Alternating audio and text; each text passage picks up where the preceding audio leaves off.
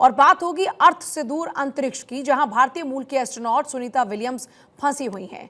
NASA के एक mission के तहत में सुनीता विलियम्स अंतर्राष्ट्रीय स्पेस स्टेशन गई थी, जहां स्पेस क्राफ्ट में खराबी आ जाने के कारण से वो वहीं पर फंस गए।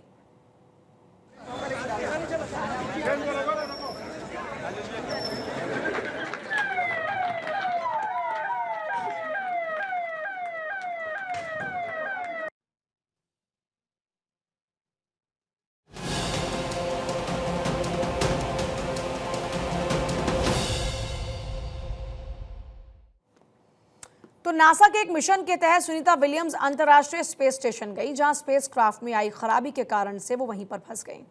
उनके साथ बुच विल्मोर भी फंसे हुए हैं। बोइंग के जिस स्टारलाइनर स्पेस क्राफ्ट से सुनीता और विल्मोर आईएसएस गए थे, वो वापस आ गया है। मैक्सिको में नासा ने इसकी सेफ लैंडिंग कराई है। इसी स्पेस क्राफ्ट से सुनीता और बुच विल्मोर को पृथ्वी पर यूं तो वापस आना था, लेकिन स्पेस क्राफ्ट के थ्रस्टर्स में खराबी आने के कारण नासा ने इसे बिना किसी क्रू के ही वापस लाने का फैसला किया। स्पेस क्राफ्ट स्टारलाइनर ने मैक्सिको के रेगिस्तान में सेफ लैंडिंग की। आखिर सुनीता विलियम्स कैसे और क्यों अंतरिक्ष में फंस गई, ये हम आपको थोड़ी देर में बताएंगे, लेकिन उससे पहले चलिए आपको बताते हैं कि बोइंग के स्टारलाइनर स्पेसक्राफ्ट को धरती पर वापस कैसे लाया गया। तो देखिए, सुनीता अंतरिक्ष में फंसी हुई हैं। स्टारलाइनर की वापसी हो चुकी है और पृथ्वी पर वापसी अंतर्राष्ट्रीय स्पेस स्टेशन से लौटा, मैक्सिको के रेगिस्तान में लैंडिंग हुई और बगैर एस्ट्रोनॉट्स के ही वापस लौटा। सुनीता विलियम्स को लेकर गया था, 3 महीने बाद इसको लौटना था स्टारलाइनर को, और सुनीता को इसी स्टारलाइनर से वापस आना था, लेकिन स्पेसक्राफ्ट में खराबी के कारण से जो सुनीता को अगर ये स्टारलाइनर लेकर आता तो बहुत ज़्यादा रिस्की होता। अब ऐसे में उनके फरवरी में वापस आने के आसार हैं।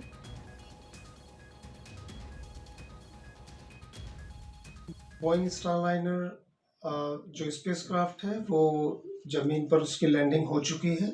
जब भी उसमें री एंट्री होती है तो उसका टेम्परेचर बहुत ज़्यादा हो जाता है, कई 1000 डिग्री सेंटीग्रेड की कैटेगरीज में चला जाता है। जो आउटर सरफेस है उसको मेल्ट होने का डर होता है, डिसफंक्शन होने का डर होता है, एंड उस टाइम उसकी स्पीड भी बहुत ज़्यादा होती है, करीब 25,000 किलोमीटर पर आवर की रफ्तार से री एंट्री होती है।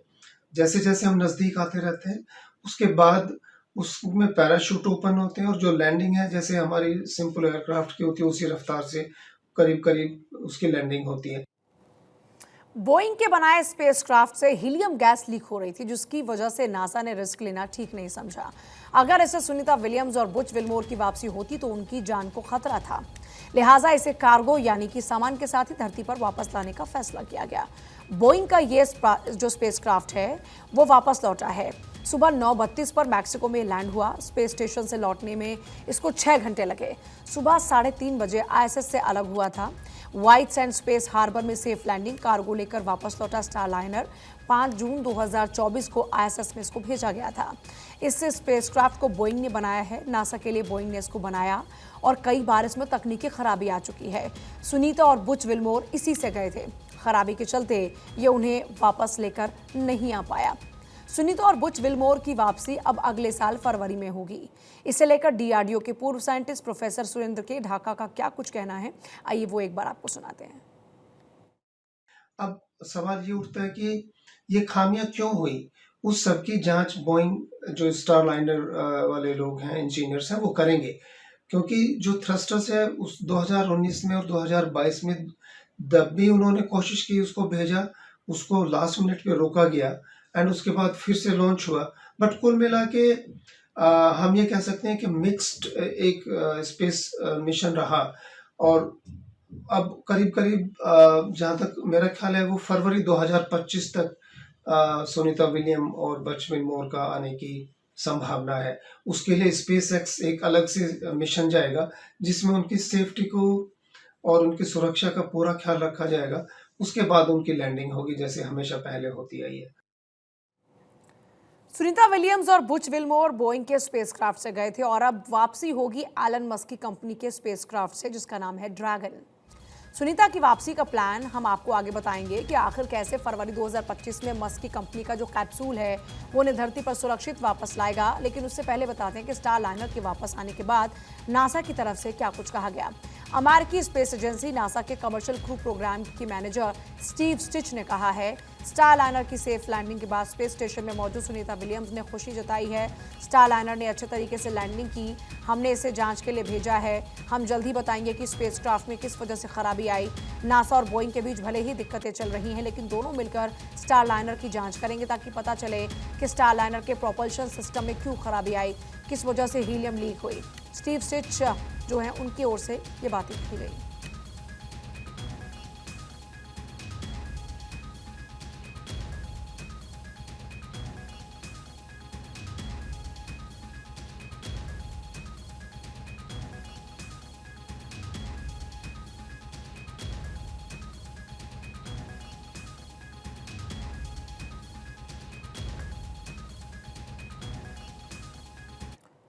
सुनीता विलियम्स बोइंग के जिस स्टारलाइनर कैप्सूल से अंतर्राष्ट्रीय स्पेस स्टेशन में गई थी, उसमें तकनीकी खराबी आ गई। स्पेसक्राफ्ट से हीलियम गैस लीक हो रही थी। स्टारलाइनर स्पेसक्राफ्ट के लॉन्च के समय से ही उसमें कई दिक्कतें थीं। इसके चलते 5 जून से पहले भी इसकी लॉन्चिंग कई बार फेल हुई। लॉन्चिंग के बाद भी स्पेसक्राफ्ट में काफी दिक्कतों की खबर आई। इसी स्पेसक्राफ्ट से सुनीता और विलमोर 5 जून को अंतर्राष्ट्रीय स्पेस स्टेशन गए थे।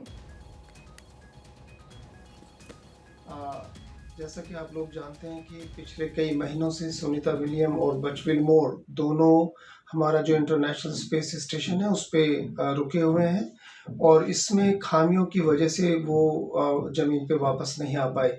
हालांकि बहुत ही छोटा प्रोग्राम था उनका, करीब 1 हफ्ते का, लेकिन ये कई महीने से वहाँ पे अटके हुए हैं और उसकी वजह ये रही कि जो हमारा बोइंग स्टारलाइनर जहाँ पे डॉकिंग हुई थी वहाँ पे इसके पास करीब 25 थ्रस्टर्स हैं और उसमें से कम 5 थ्रस्टर्स काम नहीं कर रहे थे और जो प्रोपल्सन मॉड्यूल था वहाँ पे लीकेज की भी एक बहुत बड़ी समस्या थी।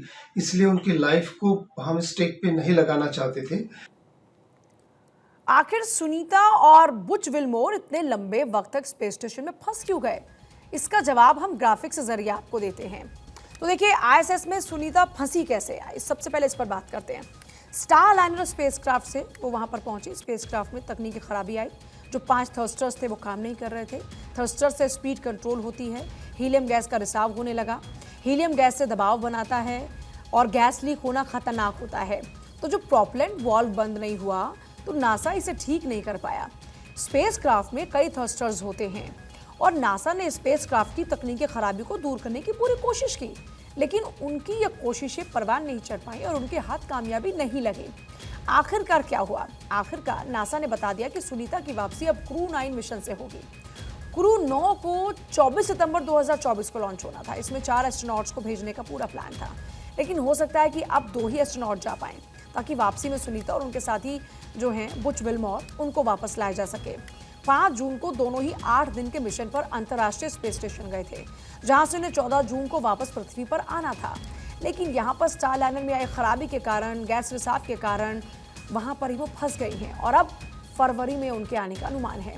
लेकिन बोइंग के स्टारलाइनर में तकनीकी खराबी आने की वजह से नासा ने उन्हें इससे वापस लाने का फैसला बदल दिया और अब एलन मस्क के ड्रैगन कैप्सूल से सुनीता और बुच विलमोर की वापसी होगी।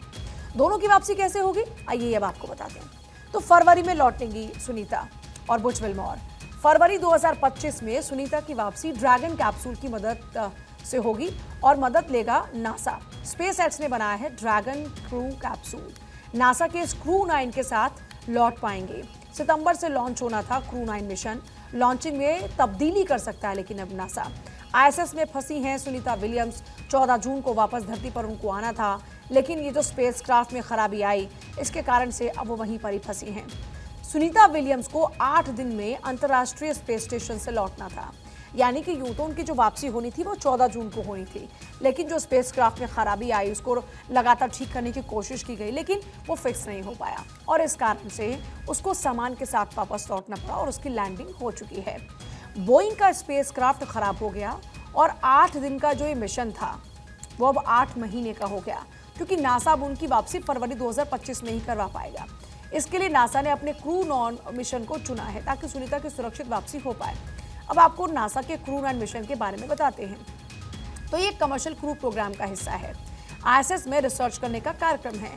एस्ट्रोनॉट्स लाने ले जाने का मिशन एलन मस्क और नासा का प्रोग्राम है। एलन मस्क की स्पेसएक्स है साझेदार। स्पेस स्टेशन का 9 रोटेशनल मिशन है।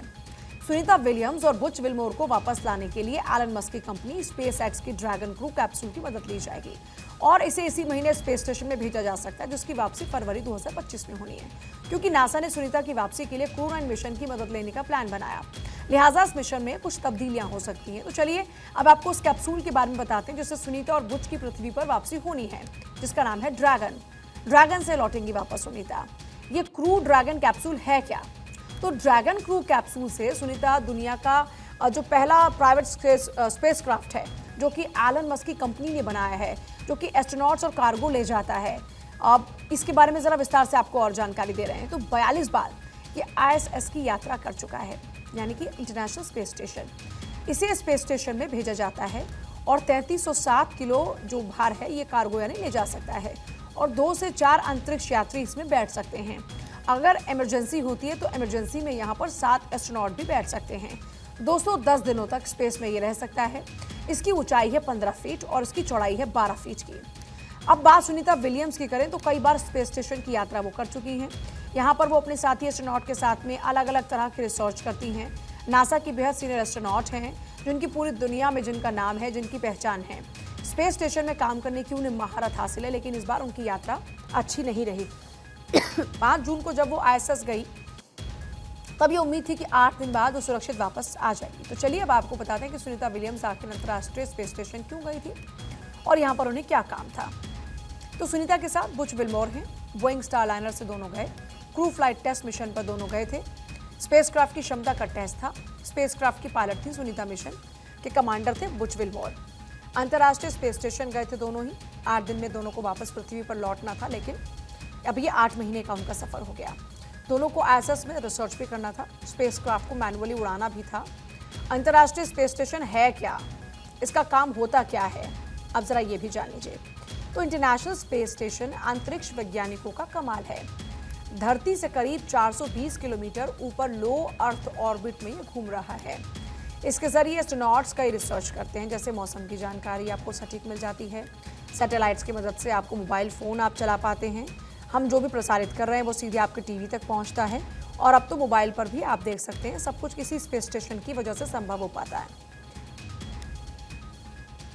420 किलोमीटर की ऊंचाई पर, जिसे कि LEO या लो अर्थ ऑर्बिट कहा जाता है, उसमें पिछले 25 साल से इंटरनेशनल स्पेस स्टेशन भ्रमण कर रहा है।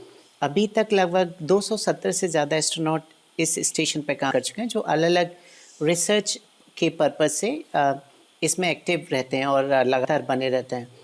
अभी इसकी जो कैपेसिटी है वो लगभग 7 से लेकर 10 एस्ट्रोनॉट एक समय में रह सकते हैं इस स्पेस स्टेशन में, और इसका साइज़ लगभग 1 फुटबॉल के मैदान के बराबर का है। और ये शायद इंजीनियरिंग का सबसे बड़ा नमूना है जिसे हम स्पेस में एक ह्यूमंस के द्वारा बनाया हुआ एक चीज़ है। अभी एक्सपीडिशन 71-72 ऑनगोइंग है।